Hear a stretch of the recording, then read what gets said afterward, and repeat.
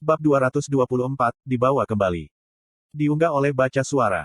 Jangan lupa like dan subscribe, agar kami makin semangat upload lebih banyak. Sylvie dan aku meninggalkan perlindungan tembok dan memandang pertempuran yang sudah lama mencapai klimaksnya.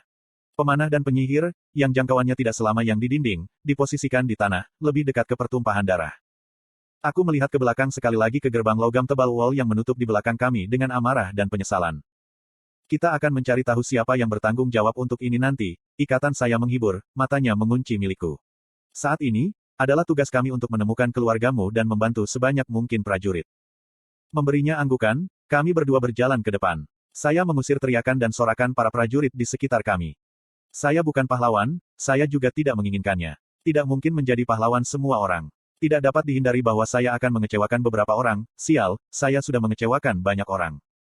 Tidak setiap manusia, elf, dan kurcaci sama pentingnya bagi saya, dan itulah fakta yang telah saya terima sejak lama. Saya di sini untuk melayani peran saya untuk membantu mengakhiri perang ini. Itu bukan untuk perdamaian dunia atau untuk menyelamatkan umat manusia, itu untuk menjalani kehidupan yang nyaman dan bahagia dengan orang-orang yang saya cintai dan sayangi. Berjalan melalui barisan bowmen dan conjurer sebaik menembaki garis belakang gerombolan binatang buas atau beristirahat dan mengisi cadangan mana mereka, aku bisa mendengar gumaman di sekitar kita. Tentara menyenggol rekan-rekan mereka di dekatnya untuk perhatian mereka ketika ratusan tatapan beralih ke kami. Setidaknya kamu harus mengakui mereka, kata ikatan saya, memperhatikan tatapan. Fokus, Sylvie, aku menegur. Ayo lakukan apa yang kita lakukan di sini dulu. Kita bisa mengkhawatirkan moral pasukan sesudahnya. Petik 2. Dasar kering bis Glades yang terasa seperti tar basah, mencengkeram dan menarik kembali kakiku saat aku berjalan dengan susah payah ke depan dengan ikatan di sisiku. Aku tidak bisa menghilangkan perasaan gelisah yang membuat dadaku kencang. Tabir malam dan kerumunan binatang buas dan manusia sama-sama menyembunyikan jawaban atas pertanyaan yang semakin saya takut untuk bertanya. Mengacungkan daun sebalat, Sylvie dan aku terjun ke tengah pertempuran di bawah siraman mantra dan panah. Pedang merah terang saya menjadi suar bagi prajurit kami dalam Aesop, memberi mereka harapan dan kekuatan yang dibutuhkan untuk melepaskan satu serangan lagi. Sylvie menjaga jarak darinya dari jangkauan pedangku sambil menembakkan peluru mana yang tepat waktunya dengan sempurna untuk menyelamatkan seorang prajurit yang tidak dijaga. Tentu saja, tidak satu pun dari kami yang menyerang secara liar. Saat aku membelah musuh yang lebih kecil dan menjatuhkan makhluk raksasa tanpa diskriminasi, mataku selalu mencari tanda-tanda dari setiap penyihir bumi bertubuh besar yang menyerupai Durden atau petarung dengan afinitas api yang mirip dengan ayahku. Sambil menyapu mata saya di seluruh rawa tandus, saya melihat siluet cacing besar menjulang di atas sisa binatang buas di sekitarnya dengan tentara di mulutnya. Kadang-kadang, ledakan api merobek keluar dari ujungnya, memunculkan teriakan samar dari para prajurit sebelum lebih banyak dikonsumsi oleh binatang seperti cacing yang akrab. Sambil menggertakkan gigiku, aku mengalihkan pandanganku, mencoba sekali lagi untuk melihat ayahku dan Durden melalui tanah, asap dan puing-puing mengisi celah-celah medan perang yang kacau. Saat itulah aku melihat sekelompok tentara lain mencoba menjatuhkan monster raksasa. Yang ini, bagaimanapun, adalah tengah malam grizzly.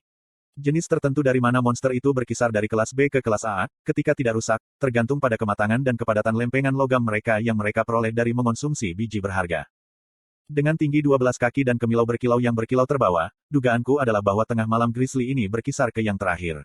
Yang menarik perhatianku bukanlah binatang itu sendiri. Itu adalah punggung lebar seorang prajurit yang bertempur dengan sarung tangan lapis baja tebal yang menerima beban serangan grizzly sementara yang lain melakukan upaya sia-sia untuk menjatuhkan binatang yang korup itu. Bahkan sebelum mataku bisa menyimpulkan apakah orang itu ayahku atau bukan, kakiku sudah bergerak ke arah pertempuran itu. Dalam 2 langkah mana infus mana, saya sudah dalam jangkauan untuk menjatuhkan grizzly, tetapi fokus saya beralih ke petarung itu. Aku mendecakkan lidah dengan frustrasi. Prajurit itu mengenakan baju besi lengkap, termasuk helm yang menutupi wajahnya.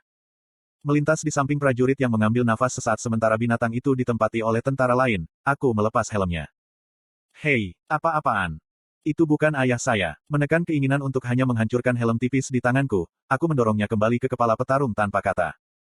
Bergerak. Aku memesan. Itu tidak hanya diarahkan pada lelaki yang kukira sebagai ayahku, tetapi juga pada prajurit-prajurit lain yang berputar-putar dan menyerang tengah malam dengan grizzly juga. Menjadi penyihir membuat mereka peka terhadap mana, dan mana yang keluar dari diriku segera memberi bobot pada kata-kataku, atau lebih tepatnya, kata. Aku tahu daun sebalat tidak akan bisa menembus binatang mana yang hampir peringkat S, terutama dalam kondisi saat itu. Menyingkirkan pedangku, aku mengambil langkah ke arah beruang metalik raksasa, beruang berkaki 6. Satu langkah itu membawaku tepat di bawah salah satu cakarnya yang tajam saat binatang buas itu jatuh. Sambil memegang salah satu cakar yang setebal lengan saya menggeser berat badan saya dan menambahkan mana pada menit terakhir. Hasilnya, seekor binatang buas seberat 6.000 pon dilemparkan ke udara dan dibanting ke tanah oleh seorang remaja belaka. Tanah hancur karena benturan dan binatang buas itu, sama ganasnya dengan itu, mengeluarkan deru kesakitan yang dalam. Omong kosong, seorang prajurit yang telah melawan binatang itu berseru. Palu perang raksasanya telah penyok dan porosnya sedikit bengkok dari beberapa tabrakan melawan lempengan lapis baja grizzly tengah malam. Saya ingin mengakhirinya dengan cepat tetapi binatang itu pulih lebih cepat dari yang saya harapkan. Si grizzly berguling ke belakang dan segera menyerang dengan keempat lengannya yang cakar. Arthur, apakah kamu butuh bantuan? Suara Sylvie terdengar di kepalaku. Iklan. Tidak, tetaplah mencari Durden atau ayahku. Ini tidak akan memakan waktu lebih lama. Aku bergoyang, menghindar, dan berputar, menghindari serbuan cakar yang menciptakan devots di tanah di sekelilingku. Frustrasi, tengah malam grizzly berusaha untuk memalu kedua lengan atasnya. Namun, alih-alih menghindarinya, aku malah mengacungkan telapak tangan. Dengan menggunakan teknik yang Penatua Camus tunjukkan kepada saya menciptakan ruang hampa di atas telapak tangan terbuka saya dan menerima sepenuhnya serangan itu. Saya tidak bisa membubarkan kekuatan cakar kuat tengah malam grizzly sepenuhnya. Kakiku tenggelam ke tanah dan seluruh tubuhku bergetar.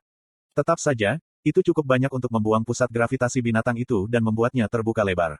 Pada waktu yang dibutuhkan untuk mengambil langkah lain, saya telah menambatkan kaki belakang tengah malam grizzly ke tanah sehingga tidak akan terbang dan menyebabkan korban di pihak kami, dan memadatkan beberapa lapisan angin yang berputar-putar di sekitar tangan kanan saya. Aliran di tangan saya sudah cukup untuk membuat tentara terlatih di dekatnya mundur, tetapi ketika tinju saya mendarat tepat di perut binatang buas logam, tanah bergetar akibat benturan. Gelombang kejut bergema dari pukulan itu, mengirim beberapa prajurit dan binatang yang lebih lemah terkapar di tanah, tapi itu cukup untuk membunuh binatang tingkat tinggi itu. Bukankah itu agak berlebihan? Ikatan saya berdentang, jelas merasakan dampak dari tempat dia berada. Mantel grizzly tampaknya telah dipengaruhi oleh korupsi ala Krian. Saya tidak akan bisa membunuhnya tanpa setidaknya melakukan itu.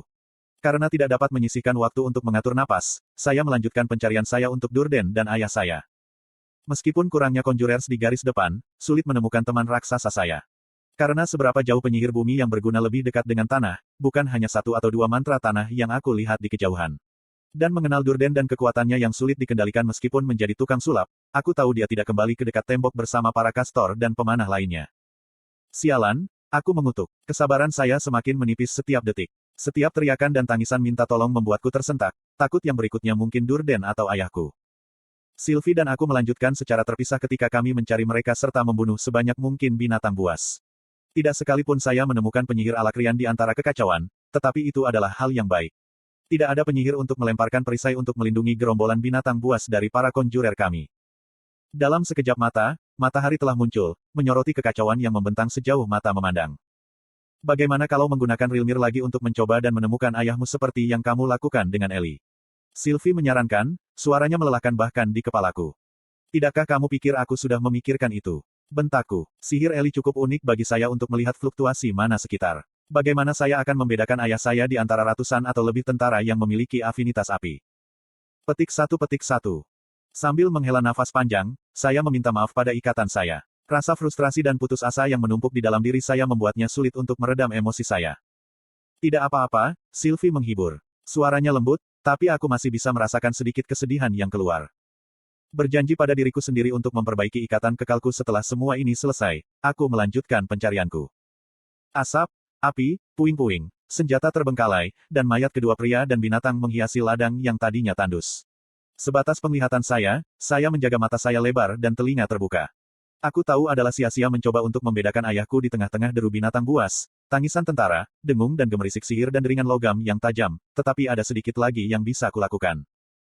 Jumlah binatang buas telah berkurang drastis, tetapi bukan tanpa kehilangan. Manusia, elf, dan kurcaci sama-sama terbaring di tanah di samping binatang buas yang telah mereka bunuh atau terbunuh seolah-olah menyoroti titik bahwa, dalam kematian, tidak ada pihak. Karena perubahan dalam rencanaku, banyak prajurit yang tewas. Di belakang saya, tanpa cedera, dinding berdiri tinggi seolah mengolok-olok kami. Tanah di depannya masih utuh terlepas dari bahan peledak yang kami letakkan di bawahnya. Perasaan saya mengatakan kepada saya bahwa Trodius yang membatalkan rencana saya, karena dua kapten lainnya transparan dalam menilai pasukan mereka di atas tembok. Hanya memikirkan menemukan ayahku dan Durden, memastikan mereka baik-baik saja, yang membuatku membumi. Saya harus mengingatkan diri saya berulang-ulang bahwa yang saya sarankan hanyalah itu. Sebuah saran.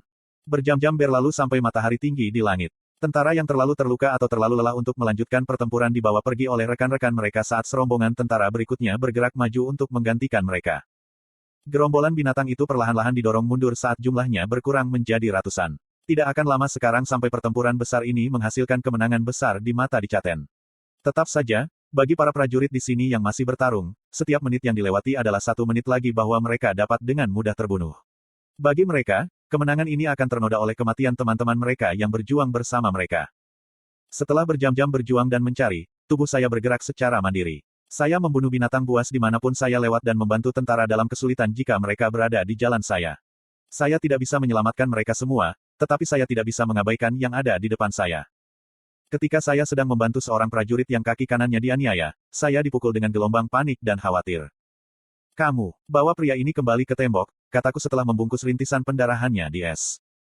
Sylvie, apa yang terjadi? Saya mengirim, keringat dingin menetes di leher saya karena emosi ikatan saya masih terbawa ke saya. Saya sudah menuju ke lokasi Sylvie. Dia tidak jauh, kurang dari 1 mil barat daya menuju ujung selatan tembok. Tapi mengapa dia tidak menjawab? Meskipun pemandangan kabur melewatiku saat aku terbang, waktu sepertinya melambat seperti cairan kental yang kental. Suara itu teredam dan aku bisa mendengar detak jantungku berdegup kencang di gendang telingaku. Ketika saya semakin dekat dan dekat, penglihatan saya datang dengan cepat. Jika merasa seperti saya sedang mengamati dunia melalui toples kaca tebal ketika saya nyaris tidak bisa melihat Sylvie saat dia menahan saya di pelukannya. Aku bisa mendengar tangisannya yang khawatir, tetapi aku tidak bisa memahami kata-kata yang diucapkannya. Matanya yang berlinang air mata ketika dia menggelengkan kepalanya dan menghentikan saya untuk mendekat di mata saya, tetapi saya tidak bisa melihat ekspresinya karena fokus saya adalah pada pria yang menyeret kakinya ke arah tim medis yang berlari ke arahnya. Dia kehilangan lengan dan separuh wajahnya telah terbakar melewati titik pengakuan, tapi aku masih tahu itu Durden. Dan tersampir di punggungnya yang lebar, adalah apa yang tersisa dari ayahku.